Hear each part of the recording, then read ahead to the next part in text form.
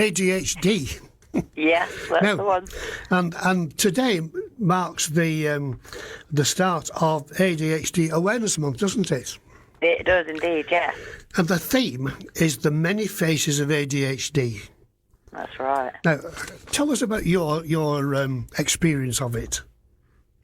So I started working in specialist behavioural education when I was in my mid-20s, and that was my first ever coming across anything to do with ADHD. Yeah. But a lot of the students that I was working with had got that diagnosis or, at least suspected, so we used the techniques to support it. And it was through that work that I started to realise, I related a lot to the ADHD traits and things, and I was really, really good at this job as well. Like, the kids just got me and I got them, and I started to think, maybe I was ADHD when I was younger. Because at that time, 10 years ago, 15 years ago really, when I started doing that job, there wasn't the conversation there is now about adult ADHD. It was still kind of seen that you left it in childhood, you grew out of it. Yeah. And then, I just continued with my work, and I was doing training courses and bits and bobs. And I was actually in an ADHD training course when somebody said to me, how old were you when you realised you were ADHD? And they'd picked it up on me, but I'd never considered that I still was, if you see what I mean. Yeah. So that really got me thinking then, and then I just went down this whole research thing, and everything started to make sense about the way that I live my life and things I've had difficulties with myself, and it was like this whole discovery of, wow, everything, it's all explained just by these 4 magic letters. So then that inspired me to start my own platform, which is called A Different Human Design, which is the acronym ADHD. Yeah. The point of it was to kind of rename and reframe how we see ADHD, because it stands for Attention Deficit Hyperactivity Disorder, but it's not an attention deficit in the sense that we tend to have a lot of attention. We have difficulty directing that attention. So if something's not interesting to us, then we're just not able to engage with it and attend to it. But if we are interested, we will engage with that for endless hours. So that part's a bit strange. Hyperactivity, sometimes the hyperactivity is internal, so it can be racing thoughts. It can just be kind of a feeling of restlessness that feels very similar to anxiety. So again, hyperactivity makes you think of like a little kid running around screaming and shouting, and it's not always as obvious as that. And then the word disorder, well, really it's a neurological difference rather than a disorder.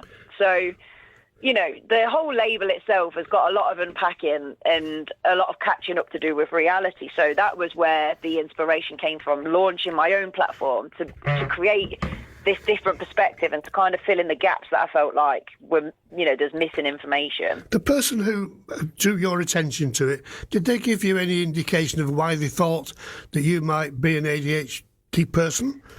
Because they were watching me during the workshop, and they just thought that, instead of me just focusing on them at the front, I was here, there and everywhere. I was like doodling all over my page. I was tapping my foot, tapping my pen. It was just that kind of restlessness that he noticed, which is like your kind of telltale sign in the classroom, the kids that are swinging on the chairs, that are doodling. And the thing that frustrates me is that I was a doodler at school, and then I was told, you were told off for doodling. So because you weren't allowed to do that, you'd just lose focus.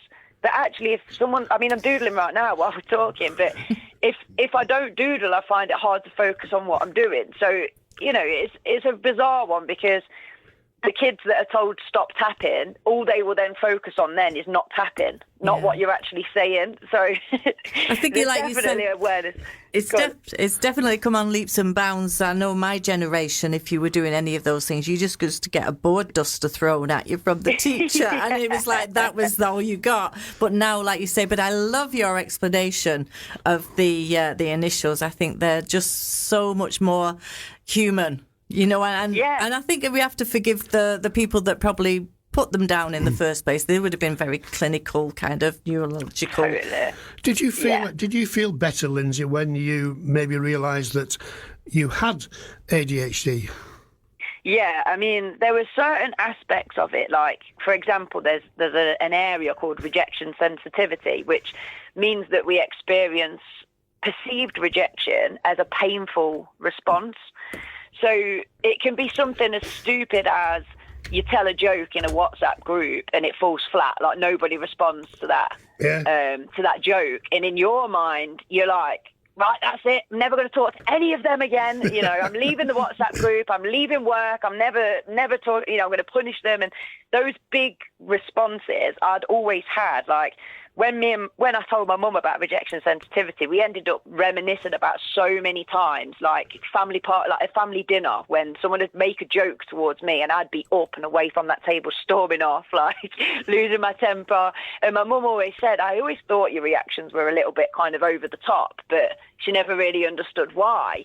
So there's things like that where the more you can understand it, the better you can support yourself, because there's a lot of shame that comes attached with ADHD, because it's quite invisible. You know, if you're just saying, I really struggle with timekeeping and I struggle to stay organised, that just comes down to people assuming that you're just a rubbish human being and that, you know, you're not trying hard enough. But it runs deeper than that. So then there's this element of that you just feel so ashamed because you feel rubbish at these things that actually are just not your bag. You know, there's so many other things that you'll be fantastic at. You've just got to find them. One thing that struck me about you, Lindsay, is that you are focused. The things you've done to get yourself where you are, the things you've given up to make your life better, and some might say, well, it was a hard thing to do. But you've done it.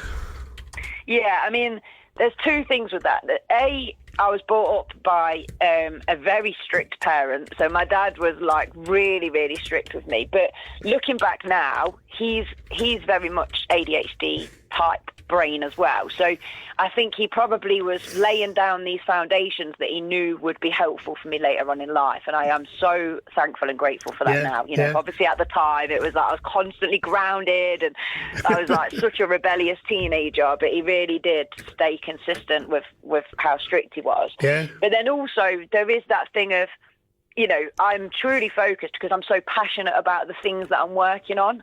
So, but again, if you look at the bus business, you know, all the business side of things, I'm not doing anything about any of those. So the ADHD power is very much leaning into the things you enjoy doing. Yeah. So all of the creative side of things and the fun stuff and the bit that I'm passionate about is where you'll see all of this motivation. And then the other things kind of just get ignored. You know, when people are saying you should do an email list, it's like, yeah, maybe. Should people worry about being ADHD, Lindsay? Well, if you have got access to the right knowledge, that's a great place to start. It's like, you know, finding out the information.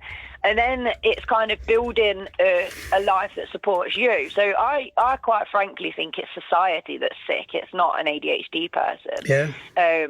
And you change the environment and you change the experience. And that's the thing that frustrates me, because if somebody listening to this that's been diagnosed ADHD is still in like a kind of 9-to-5 job that they hate and they're still running the rat race, then they will be feeling like it is a disability, because in those circumstances it is. I was attracted to going self-employed, so it's like I worked my own hours, and that allowed me to manage the times that I'm the most productive, and working for myself gave me a little bit more freedom, you know, and creativity and things like that. And in that respect, my ADHD has very much become more of a superpower than not. But that's because I've created an environment that suits me. Well, I'm very impressed, Lindsay, I have to say, with everything that you've done, and I think Elaine is of the same view. Yeah, he was talking about you all. He couldn't wait for this interview, honestly, Lindsay. He was. Oh, thank you. Yeah, I think it was a Chat magazine he'd spotted you in. It was. But, I said, she sounds fascinating. Yeah, definitely. So listen. Yeah, I'm so pleased that you've given me this opportunity to have a chat. It's great. Well, stay in touch, Lindsay, because there's obviously you have a lot more to offer the world, and we're anxious to know about it, aren't we? Yeah, and if we have anything coming up where you could come and visit, we will definitely put a word in to get them to invite you. Okay. Yeah, listen. Definitely do. Listen, thanks again, Lindsay, and all the best. And keep manifesting. Bye now. Bye bye. Yeah, I'm going to. Bye bye. Bye bye.